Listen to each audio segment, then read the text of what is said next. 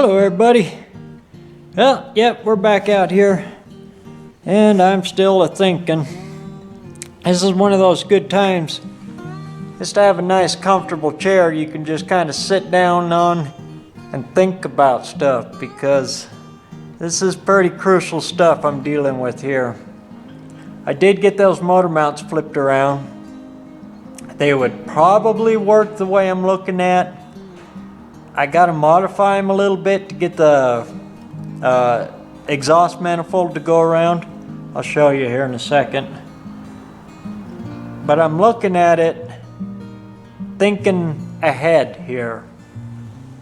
And what I'm seeing here, I'm trying to pick my battle, if that makes sense. Let me turn it around here and kind of, I'll explain it while I'm still a-thinking. Sometimes that helps too. Alright, here we go. Get that light going there. That's what the motor mount looks like when it's turned upside down. You can see I am almost there. Problem is, when I put this part of the motor mount in, it's going to raise me up, but a good inch by using the stock perch.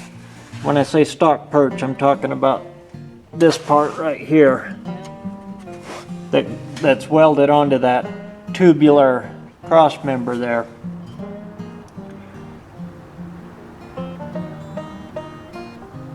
Oh wait, it's a good thing I'm talking while I'm looking at this, because again, if I flip that over, I'm going to be right on this lower control arm. I'm going to be right here. So that ain't gonna work out too swell either.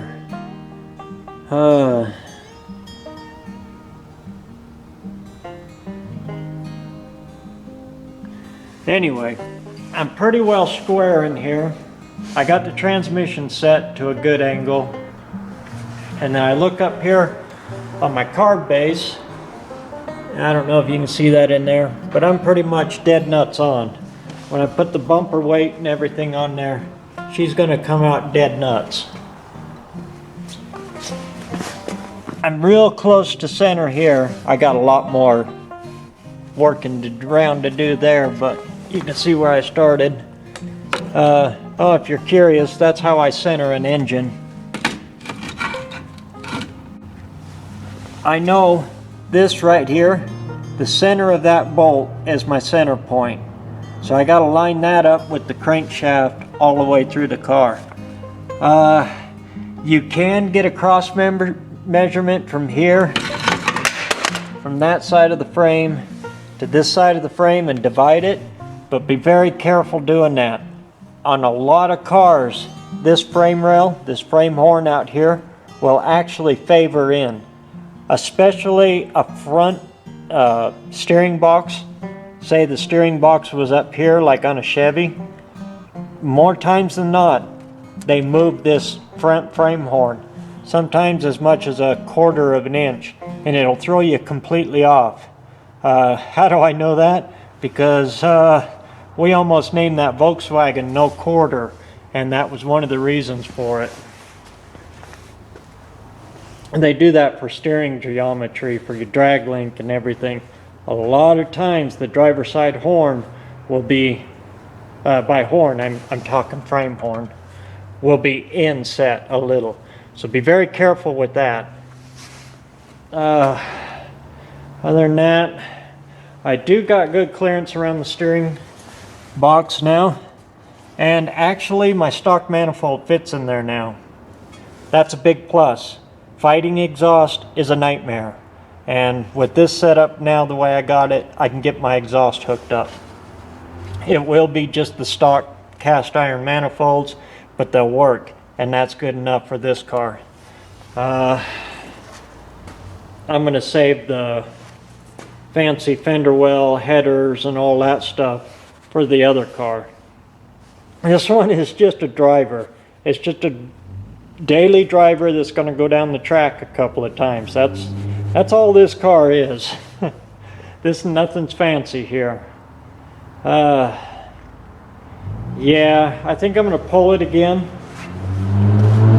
I'm just not happy with the way that's sitting in there. What I'm going to do now is I'm going to leave them upside down like that. There's that light. What I'm going to do now is I'm going to go ahead and cut these stock ones off. And you see my scratch mark right here? I'm going to go up to the other shop, use the plasma cutter, but I'm going to take and cut across that line and over and take this much of the mount off of there. That'll give me even more room for my header on this side. The other side seems to fit okay, but I'll probably do it to both of them, just get uniformity out of them. And I won't be cutting a lot of strength out of them. They'll still be plenty strong that way. But then I'll take and I'll cut these off, and I'm going to weld a plate on here to come out to pick these up. That'll drop me down another good, like I said, I can't afford to raise back up that far. So I got to get this, the base mount for that motor mount, down another 3/4 of an inch. And I think I can do that there by doing it that way. Okay, well, that's it for that. I'm going to head up to the other shop and get that up and going, and get those cut, ground out, cleaned up, brought back and slapped in there, and then I'll probably cut those off with the cutoff wheel. That's not too bad. And go from there. When you're modifying and stuff like that, it's all seat of the pants kind of stuff. And like I said in my other ones, you know, you can measure and measure and measure, look it up in books and forums and all that stuff, and then go to place it and it'll be completely different. The best way to do this stuff is hands-on, put it in there, get an eyeball and a finger on it and an actual tape measure. That's the only way you can be sure on, you know, when you're putting something that's not supposed to be in something else. It's the only way you can do it. This part takes time.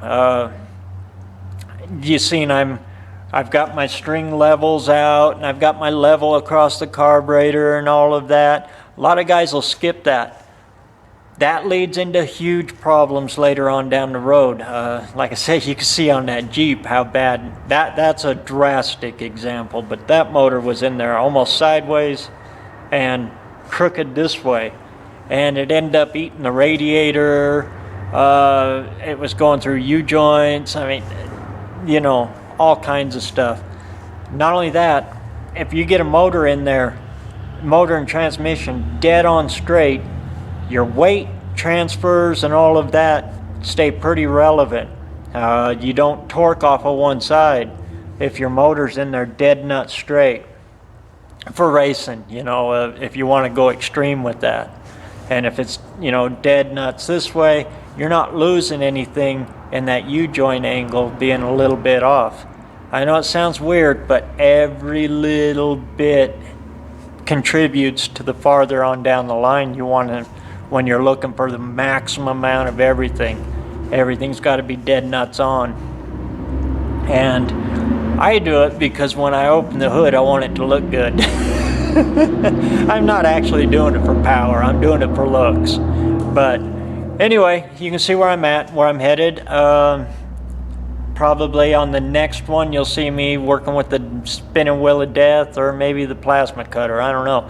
One thing's for sure, some metal's going to get caught hot here real soon. Alright, so meantime out there, keep swinging for the fences, and yeah, keep some metal hot.